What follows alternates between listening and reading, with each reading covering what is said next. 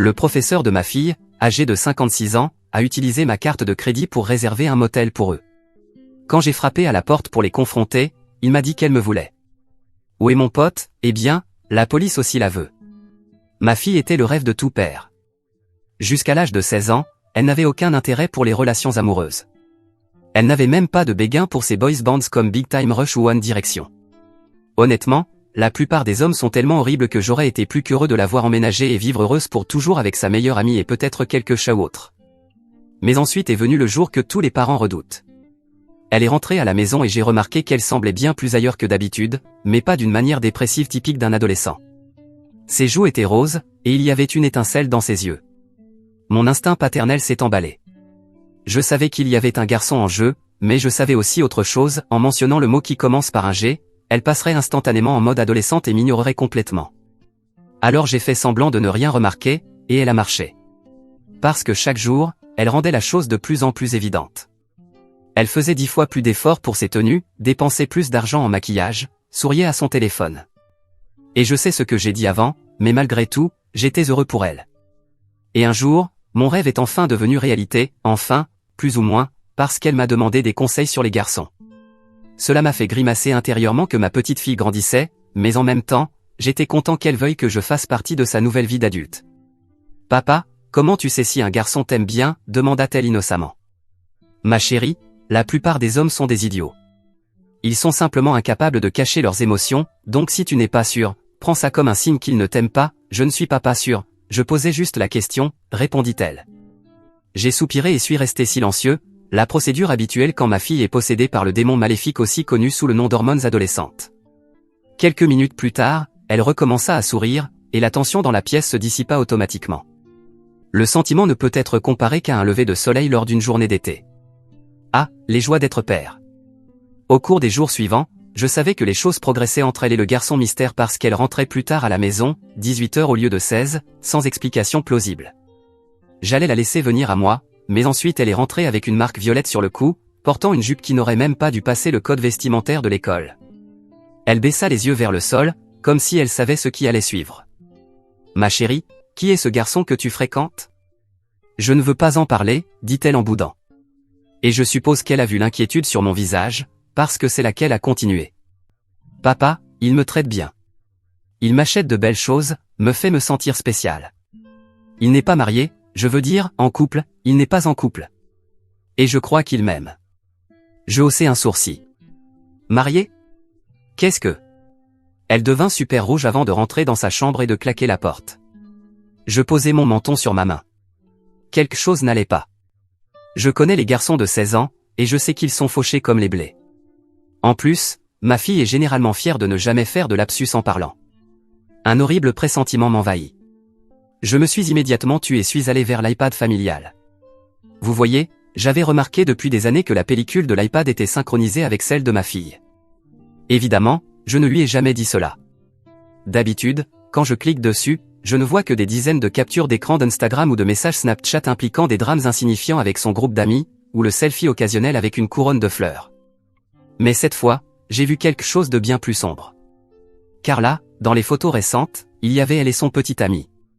Elle était assise sur ses genoux. Cela aurait été acceptable sauf que j'ai reconnu son visage. C'était Monsieur Dalton, son professeur d'anglais. Soudain, tout s'est éclairé.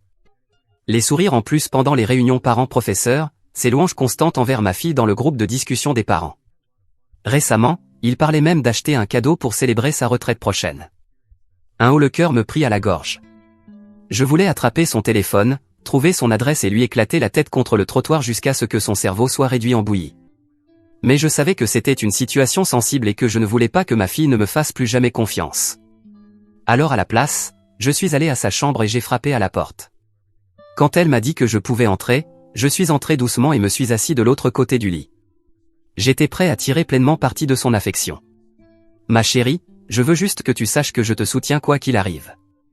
J'espère que toi et ton petit ami serez heureux ensemble, et dis-lui que je lui souhaite le meilleur. » Son visage s'est illuminé, exactement comme prévu.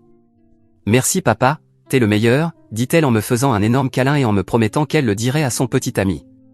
Dès que j'ai quitté sa chambre et refermé la porte, j'ai failli m'effondrer. J'étais esséuré et faire semblant m'épuisait. Mais je savais que c'était nécessaire. Et comme prévu, le lendemain, Monsieur Dalton m'a envoyé un message. Il était très chaleureux. « Bonjour monsieur, je voulais simplement vous dire qu'Ava a été brillante en classe cette semaine. Je voulais vous exprimer tout mon respect pour la façon dont vous l'avez élevée. » On a échangé plusieurs messages, et je lui ai proposé un dîner. Ce sale malade a accepté, sans savoir que ce serait son dernier repas. J'ai proposé Marcello's, un restaurant italien chic en centre-ville. Mais avant que le vendredi n'arrive, j'ai réalisé que j'avais besoin d'aide. Ce n'était pas quelque chose que je pouvais gérer seul, pas si je voulais vraiment protéger Ava. Mon plan initial de le confronter seul était trop risqué. Et si je perdais le contrôle? Et si je finissais en prison, laissant Ava complètement vulnérable? La conseillère scolaire, Melissa Winters, m'avait toujours impressionné par son approche directe. Elle avait la réputation d'être farouchement protectrice envers les élèves tout en maintenant des limites professionnelles strictes. Son bureau était niché dans l'aile de l'école, loin du département d'anglais. Je suis arrivé 15 minutes en avance à notre rendez-vous, répétant ce que j'allais dire tout en regardant les parents et les élèves quitter l'établissement. Quand le couloir s'est vidé, je suis entré discrètement. Le bureau était plus petit que je l'imaginais, les murs couverts de diplômes et d'affiches colorées sur la santé mentale et la résilience. « Entrez, Marc », dit Melissa en refermant la porte derrière moi. Son bureau était chaleureux, rempli de plantes et d'affiches motivantes sur la croissance personnelle. Que se passe-t-il? Sa voix était calme mais directe, ses yeux perçants derrière ses lunettes à monture écaille. J'ai inspiré profondément, le poids de ma découverte me coupant presque le souffle. Ceci reste entre nous pour l'instant. Ma voix me semblait étrangère. Elle hocha la tête, son expression devenant grave. Bien sûr. J'ai sorti mon téléphone et l'ai posé sur son bureau. J'ai besoin que vous écoutiez quelque chose. En entier. J'ai lancé l'enregistrement que j'avais fait de ma conversation avec Ava à propos de son petit ami, suivi de mes échanges par texto avec Dalton. J'avais passé la nuit précédente à tout compiler, en organisant les preuves de façon chronologique. Pendant les 45 minutes qui suivirent, Melissa resta parfaitement immobile, son visage devenant de plus en plus pâle. Quand ce fut terminé, elle leva les yeux vers moi, l'horreur dans le regard. « Depuis combien de temps cela dure-t-il » chuchota-t-elle. « Quelques mois. Je pense que ça dure peut-être depuis plus longtemps. » Je passai mes mains dans mes cheveux. Je ne peux pas aller directement à la police. Ava ne me le pardonnerait jamais, et Dalton est trop malin, il retournerait tout contre nous. Melissa hocha lentement la tête. Tu as raison d'être prudent. Les hommes comme Dalton, ils sont manipulateurs, ils prévoient toujours des portes de sortie. Il faut qu'on monte un dossier solide, un dossier qui protège Ava avant tout. Qu'est-ce qu'on fait? Demandai-je en me penchant, désespéré de recevoir des instructions. D'abord, on documente tout. Date, heure, message. Elle se pencha aussi. Et Marc, il va falloir agir avec délicatesse. Si Dalton soupçonne quoi que ce soit, il pourrait détruire des preuves, ou pire, convaincre Ava de s'enfuir avec lui. La simple idée me glaça le sang. J'imaginais Ava disparaissant, ne laissant derrière elle qu'un mot. Je ferai tout ce qu'il faut. Laisse-moi faire quelques recherches discrètes, dit-elle. Il se pourrait qu'il y ait d'autres élèves. Elle écrivit quelque chose dans son carnet. Je n'avais même pas envisagé cette possibilité. L'idée qu'Ava ne soit peut-être pas la seule me fit ressentir à la fois un soulagement, elle n'était pas seule, et de l'horreur. Combien de vies cet homme avait-il déjà détruites? Tu penses qu'il y en a d'autres? Les prédateurs s'arrêtent rarement à une seule victime. Elle nota encore quelque chose. Donne-moi une semaine. Ne le confronte pas. Garde ce dîner que tu as prévu, mais enregistre tout. Elle arracha une page de son carnet et la glissa vers moi, une liste d'applications capables d'enregistrer des conversations discrètement. Faire semblant d'agir normalement s'est révélé presque impossible. Chaque soir, Ava gloussait devant son téléphone. Chaque bruit me faisait sursauter. Chaque fois qu'elle quittait la maison, j'imaginais le pire. 3 jours après mon rendez-vous avec Melissa, je remarquai un changement dans le comportement d'Ava. Elle semblait plus secrète, plus sur la défensive. Sa porte de chambre restait fermée plus souvent, et elle emmenait son téléphone dans la salle de bain pendant ses douches, ce qu'elle n'avait jamais fait auparavant. Ce soir-là, j'ai vérifié une fois de plus les photos synchronisées. Mon cœur s'est arrêté. De nouvelles images montraient Ava dans ce qui ressemblait clairement à une chambre d'hôtel. Elle était assise sur un lit. Rien d'explicite, mais ce n'était clairement pas une salle de classe. L'art générique sur les murs, la lampe standardisée sur la table de nuit, c'était indubitablement un hôtel. Elle souriait à l'appareil, portant une robe que je n'avais jamais vue, trop mature, trop chère. Je les ai téléchargés immédiatement et les ai ajoutés à mon dossier en cours. Ces images étaient gravées dans mes rétines et m'ont empêché de dormir une bonne partie de la nuit. Le lendemain matin, j'ai reçu un message, « Mélissa, besoin de parler. » J'ai trouvé quelque chose. Le message est arrivé alors que je versais du café, me faisant renverser du liquide brûlant sur le comptoir. Je l'ai retrouvé pendant ma pause déjeuner dans un café à 5 km de l'école. Mélissa était déjà là, un dossier manie sur la table, à côté de son latin intact. J'ai consulté les feuilles de présence, dit-elle doucement en glissant le dossier vers moi. À l'intérieur se trouvait une impression du relevé de présence d'Ava, avec certaines périodes surlignées en jaune. Ava a manqué son dernier cours tous les vendredis depuis 2 mois. L'heure de préparation de Dalton, murmurai-je, les pièces du puzzle s'assemblant enfin. Elle hocha la tête. Et ce n'est pas tout. Il y a 3 ans, il y a eu un incident avec une autre élève. Rien n'a été prouvé, mais la fille a changé d'établissement. Soudain, elle sortit une autre feuille, un échange de mails entre administrateurs évoquant une situation traitée discrètement. Pourquoi n'a-t-il pas été viré? Ma voix monta légèrement. La famille a déménagé, aucune plainte officielle n'a été déposée. Elle but une gorgée de son café. Mais j'ai trouvé la meilleure amie de cette fille. Elle est en terminale maintenant. Elle se souvient de certaines choses. Une lueur d'espoir s'alluma en moi. Est-ce qu'elle va parler? Pas encore. Elle a peur. Mélissa consulta sa montre.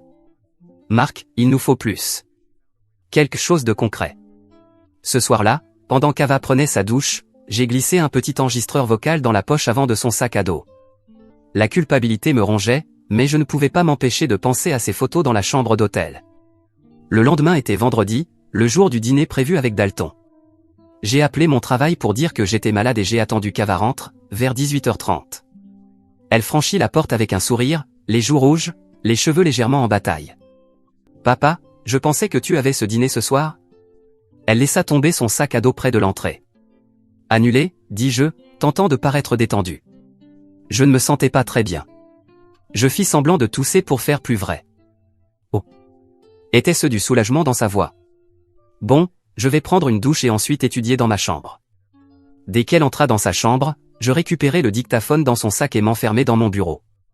Mes mains tremblaient alors que je le connectais à mon ordinateur pour télécharger les fichiers audio. Les premiers étaient banals, discussion de classe, bavardage dans le couloir, puis la voix de Dalton retentit clairement, « Tu sais que je ne te ferai jamais de mal, pas vrai? Les gens ne comprendraient pas ce que nous avons. Ils essaieraient de nous séparer. » Son ton était doux, persuasif, avec une urgence sous-jacente qui me fit frissonner. « Mon père t'aime bien, » répondit Ava, avec cette même voix rêveuse que j'avais remarquée depuis des semaines. Un petit rire. « Ton père voit ce que je veux qu'il voie. Les hommes comme nous se comprennent. »« Qu'est-ce que tu veux dire ?» demanda-t-elle, intriguée. « Rien, ma chérie. Juste que ton père et moi, on est des hommes du monde. »« Alors, tu as terminé ton essai pour l'université ? Berkeley serait parfait pour toi. Assez près pour qu'on se voit régulièrement. » La manipulation calculée était évidente. Mes mains tremblaient toujours tandis que je continuais à écouter. Pendant 1 heure, Dalton alterna entre discussions littéraires et commentaires subtils sur leur lien spécial. Il lui cita de la poésie et Neruda, Byron déformant de belles paroles en outil de séduction. « Je t'ai apporté quelque chose, dit-il à la fin de l'enregistrement. Ouvre-le. » Bruit de papier qu'on déchire. Ava s'exclama, « C'est magnifique, mais ça a l'air cher. » « Rien n'est trop cher pour toi. Mais ne le porte pas encore devant ton père. Notre petit secret. » J'ai arrêté l'enregistrement, le cœur au bord des lèvres. Il lui offrait des bijoux maintenant, il marquait son territoire.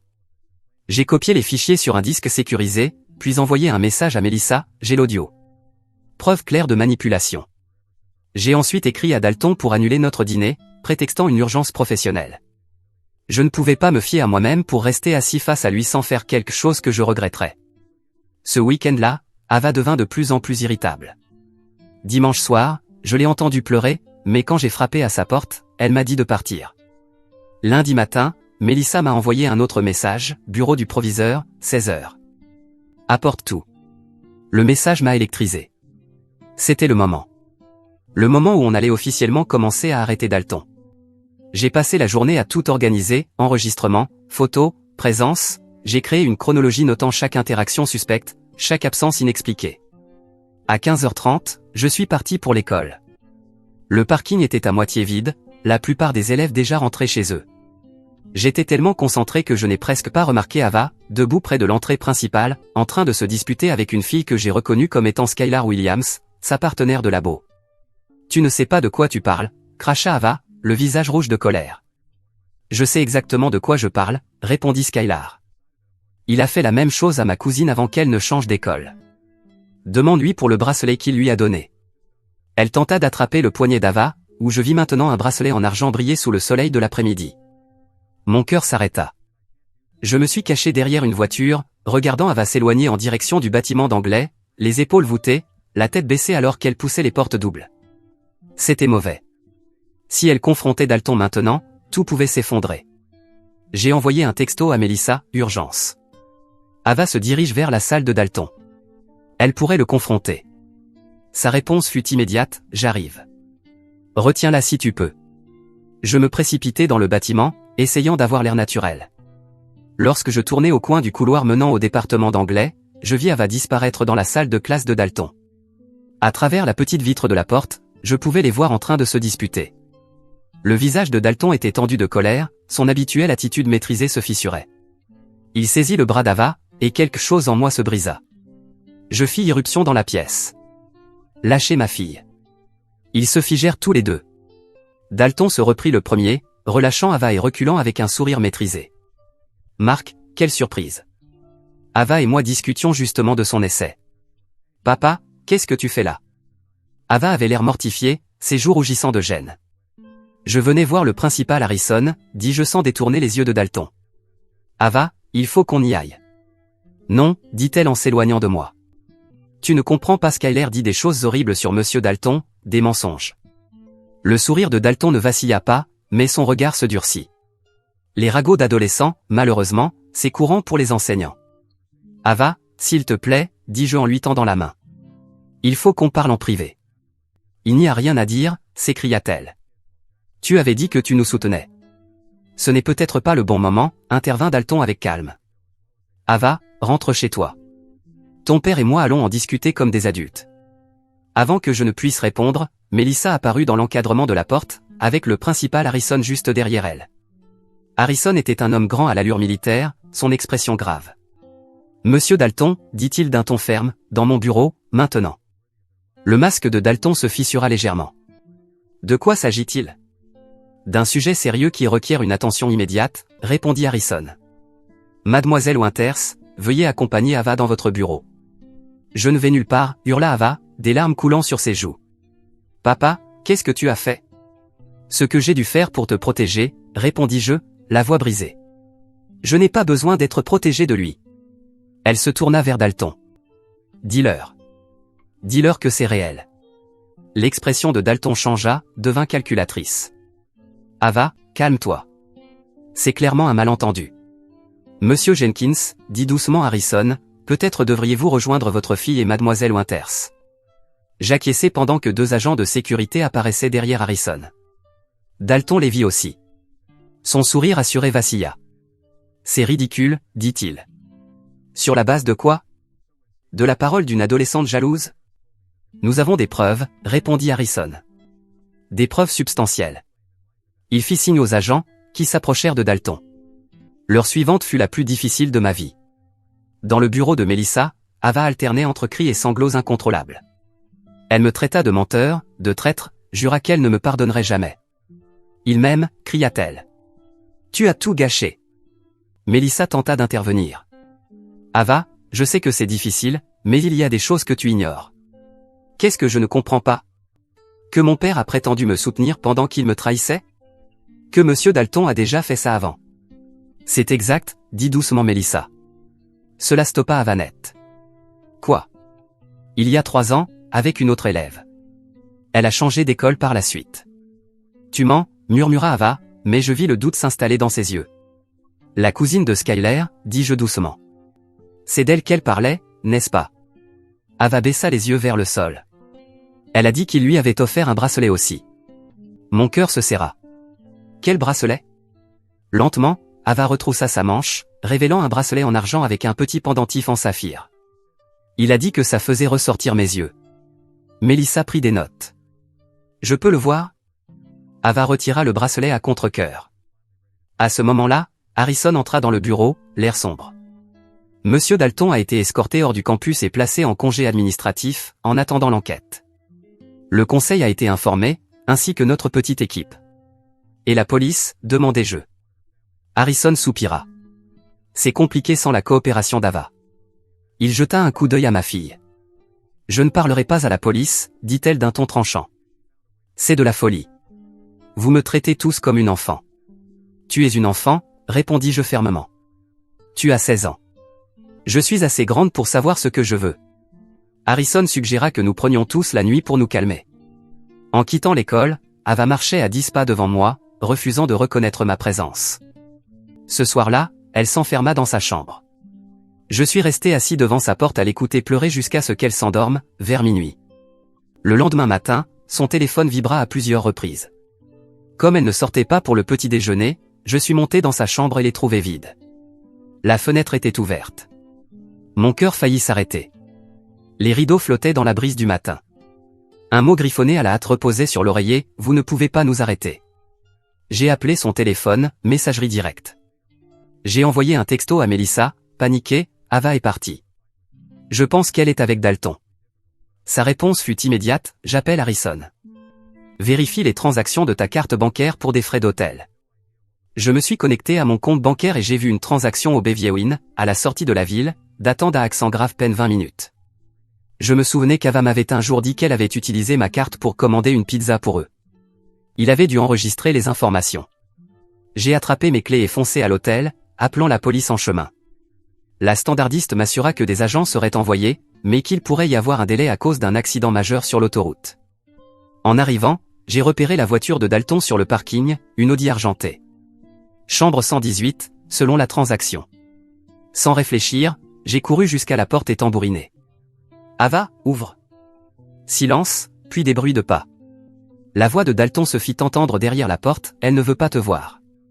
Laisse-moi lui parler, criai-je. Papa, pars, lança Ava, la voix tremblante. On s'en va.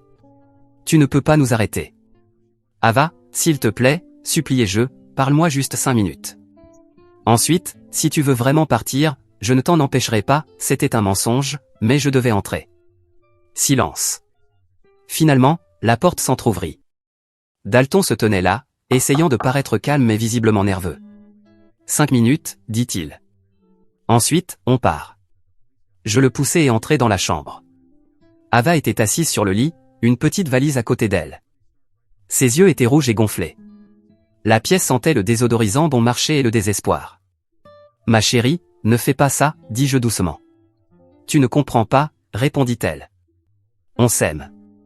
S'il t'aime, pourquoi te fait-il fuir?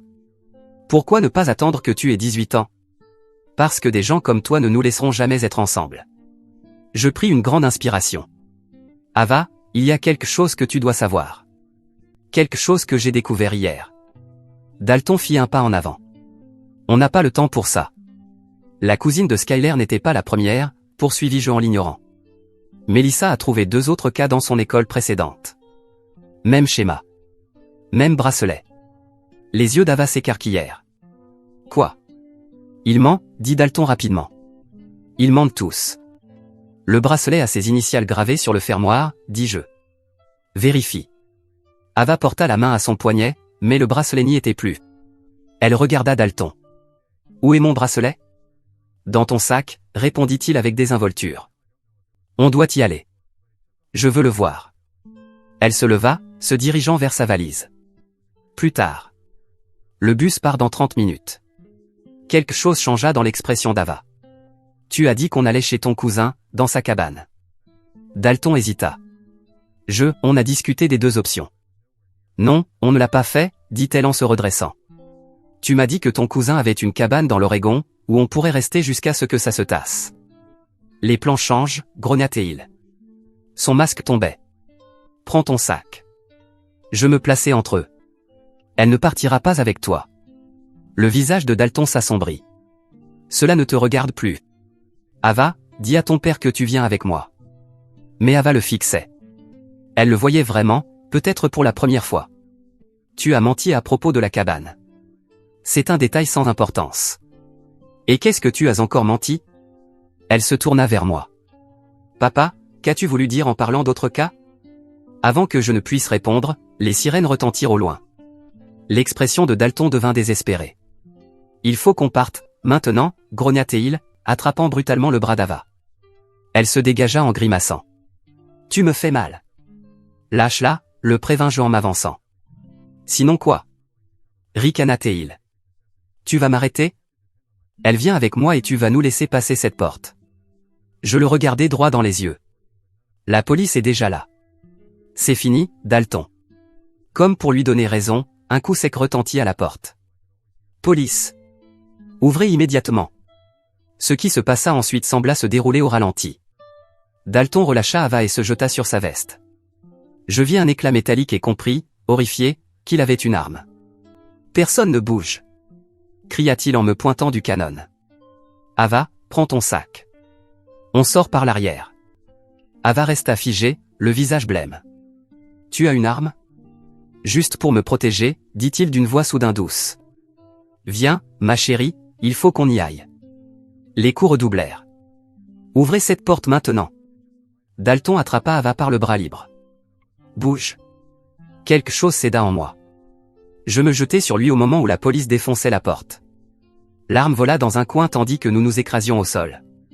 J'entendis Ava crier, des officiers hurler des ordres. Ils nous séparèrent, me tirant en arrière pendant que d'autres immobilisaient Dalton, face contre terre. Un agent sécurisa l'arme, un autre lui passa les menottes. Ava était contre le mur, tremblante. Je courus vers elle, la serrai dans mes bras tandis qu'elle s'effondrait contre moi. Je suis désolé, sanglota-t-elle. Je suis tellement désolé. Je croyais qu'il m'aimait. C'est fini maintenant, lui murmurai-je en la serrant fort. Tu es en sécurité. Tandis que la police emmenait Dalton menotté, il croisa mon regard une dernière fois. Le masque était tombé. Les yeux froids et calculateurs du prédateur me fixaient sans ciller. Au commissariat, tout se passa dans un flou. Déposition, dépôt de plainte, possession d'une arme non enregistrée, tentative d'enlèvement, exploitation sexuelle d'un mineur. Ava resta silencieuse durant le trajet du retour, le regard perdu par la fenêtre. Une fois rentrée, elle parla enfin. Comment as-tu su pour l'hôtel? Il a utilisé ma carte de crédit, expliquai-je. Il a dû prendre les infos depuis ton téléphone. Elle hocha lentement la tête. Je lui ai donné ton numéro une fois pour commander une pizza. Sa voix se brisa. J'ai été tellement stupide. Non, répondis-je fermement. Tu n'étais pas stupide. Il a été manipulateur. C'est ce que font les prédateurs. Ils sont experts pour te faire leur faire confiance. Ce soir-là, Ava me demanda si elle pouvait dormir dans ma chambre, comme elle le faisait pendant les orages quand elle était petite. Je lui installai un matelas au sol, à côté de mon lit. Alors que j'éteignais la lumière, sa petite voix perça l'obscurité. Papa, je ne te déteste pas. Je suis désolé d'avoir dit ça. Je lui serrai doucement la main. Je sais, ma chérie. Comment est-ce que je pourrais à nouveau me faire confiance, demanda-t-elle à voix basse. Je croyais que ce qu'on avait, c'était réel. Cela prendra du temps, répondis-je doucement. Mais tu apprendras. Et jusqu'à ce que ce soit le cas, je serai toujours là. Dans les jours qui suivirent, l'étendue du comportement prédateur de Dalton fut révélée. 2 anciennes élèves se manifestèrent avec des récits similaires. Le bracelet, apparemment, était sa signature, identique à ceux qu'il avait donnés à ses précédentes victimes. Ava accepta de parler à une psychologue spécialisée, bien qu'elle refusât de témoigner au tribunal. Les autres preuves, les enregistrements, l'incident de l'hôtel, l'arme suffisaient à assurer que Dalton subirait des conséquences sévères. 2 semaines après l'incident, le procureur m'appela. Ils avaient assez d'éléments pour poursuivre, même sans le témoignage d'Ava. Mais sa déclaration renforcerait leur dossier. L'audience préliminaire est prévue pour le mois prochain, expliqua le procureur. L'avocat de Dalton parle déjà d'un accord. Quel genre d'accord? Demandai-je. 10 ans, possibilité de libération conditionnelle après 7. Nous faisons pression pour plus. Ce soir-là, j'abordai le sujet prudemment. Nous dînions, des pâtes que j'avais préparées moi-même. Le procureur a appelé aujourd'hui, dis-je d'un ton décontracté. Ava se raidit. Je ne veux pas témoigner. Personne ne te le demande, la rassurai-je. Ils ont assez de preuves sans ta déclaration. Elle se détendit légèrement. Bien. Mais, poursuivis-je prudemment, si tu décidais de le faire, ça pourrait l'empêcher de sortir trop tôt. Elle resta silencieuse un long moment. Combien il prendrait sans ma déclaration? Peut-être 10 ans. Libérable dans cette avec bonne conduite. Sa cuillère tomba dans son bol. 7 ans? C'est tout? J'aurai 23 ans quand il sortira. Le lendemain, Mélissa m'envoya un texto. La cousine de Skyler, Jade, veut parler à Ava. Ça pourrait t'aider. Je montrai le message à Ava. À ma surprise, elle répondit aussitôt oui. Nous avons rencontré Jade dans un petit café tranquille du centre-ville. Elle avait 19 ans, étudiante en 2e année, les cheveux bleus vifs et des yeux doux. Elles s'assirent dans un coin tandis que j'attendais au comptoir, assez proche pour surveiller, mais assez loin pour leur laisser de l'intimité. Sur le chemin du retour, Ava resta silencieuse jusqu'à ce que nous arrivions sur l'autoroute. Jade a dit les mêmes choses, murmura-t-elle enfin. Qu'elle était spéciale, qu'elle le comprenait comme personne d'autre. Je gardai les yeux sur la route, la laissant continuer. Il lui avait dit qu'ils iraient à Paris après son bac. Il avait tout prévu. Elle tourna la tête vers la fenêtre. Il m'avait dit qu'on irait en Grèce. Mes mains se crispèrent sur le volant. Je suis désolé, ma chérie. Non, je suis contente. Je sais maintenant. Elle inspira profondément. Je veux écrire cette déclaration. Ce soir-là, Ava s'installa à la table de la cuisine avec un bloc-notes juridique, écrivant et raturant pendant des heures. Vers minuit, elle me tendit le bloc. Tu peux lire? Me dire si c'est bien? Je m'assis et commençai à lire. Ces mots étaient bruts, puissants, déchirants. Elle décrivait comment Dalton l'avait isolée, lui avait fait croire qu'elle était unique tout en la faisant douter d'elle-même. C'est plus que bien, dis-je en terminant. C'est courageux. Elle hocha la tête, reprit le bloc. Je veux le lire moi-même au tribunal. Je veux qu'il l'entende de ma bouche. La veille de l'audience, je la trouvai dans le jardin, assise sous le vieux chêne où elle jouait enfant. Des doutes? Demandai-je en m'asseyant à côté d'elle. 1 million. Elle arrachait des brins d'herbe. Mais je repense à ce que tu as fait. Tu as su que quelque chose n'allait pas et tu n'as pas détourné le regard, même si c'était plus facile. Je grimaçai, repensant à l'invasion de sa vie privée. Je ne suis pas sûr d'avoir tout bien fait. Tu m'as protégé, dit-elle simplement. Maintenant, c'est à moi de me protéger. Et peut-être de protéger d'autres aussi. Le palais de justice était impressionnant, tout en marbre et couloirs résonnants. Ava portait une simple robe bleue et serrait sa déclaration dans ses mains tremblantes. Lorsqu'elle fut appelée, elle marcha jusqu'au pupitre, la tête haute. Sa voix tremblait au début, puis se renforça à chaque mot. Elle ne regarda Dalton qu'à la fin. Tu m'as fait croire que j'étais spéciale, dit-elle en le fixant enfin. Mais maintenant je connais la vérité. Ce n'est pas moi qui étais spécial. C'est toi qui n'étais qu'un autre prédateur, incapable de réussir avec des femmes de ton âge. Le visage de Dalton resta impassible, mais je vis sa mâchoire se contracter. Lorsqu'Ava revint à sa place, je lui serrai la main, incapable de parler tant la gorge me serrait. Le juge refusa l'accord de plaidoyer. L'affaire irait jusqu'au procès, où Dalton ferait face à des charges supplémentaires, fondées sur les éléments retrouvés sur ses appareils. Le procureur était confiant, il risquait un minimum de 20 ans. Le procès était fixé à 6 mois plus tard. La vie commença doucement à retrouver un rythme. Eva a été transférée dans un autre lycée pour son année de première. Elle a rejoint l'équipe de débat et a découvert un talent pour l'art oratoire qui nous a surpris tous les deux. Un soir, fin octobre, je suis rentré à la maison et les trouvai en train de faire des recherches sur les universités. Tu anticipes? Demandai-je en posant les courses. Berkeley a un bon programme de psychologie, dit-elle d'un ton détaché. Je me figeai, me souvenant des mots de Dalton dans l'enregistrement à propos de Berkeley, assez proche pour qu'ils puissent se voir. Elle remarqua mon expression et secoua la tête. Pas à cause de lui.